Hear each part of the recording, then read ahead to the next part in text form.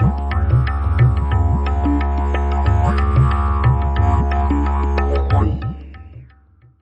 am Reika Mendoza. I'm Director of Business Development at the National Lecotech Center. Lecotech is a national non-for-profit, and we provide therapeutic play sessions for children who have special needs and their families. We were asked here today by PlayCorps to evaluate the Snug line.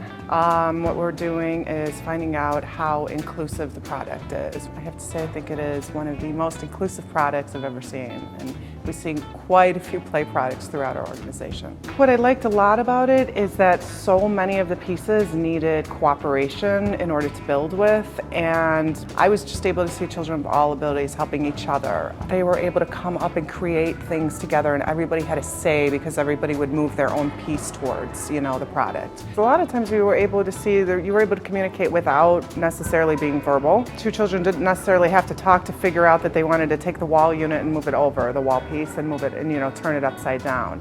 So that was a lot. It was a lot of nonverbal communication. The social emotional element of it I thought was really great, as kids were just easily able to coordinate with each other. A child with a physical disability was able to play on this pretty easily, as they were just be able to be on the ground and able to pull themselves around, which you wouldn't necessarily notice that that child even has a physical disability because there are so many children that are on the floor playing as well. Children with sensory disabilities, the tactile stimulation on this is amazing. And I don't think it's sensory, there's not a part that's going to be too much overload where you could just walk away if you had enough and move on to another element. A child who has sensory stimulation or sensory integration disorder, sometimes they're very particular about what they'll touch and what they won't touch, and it's difficult, but they're able to touch in a lot of ways. They don't necessarily even have to touch it. They can stand on it, they can turn it upside down, they can rock on it.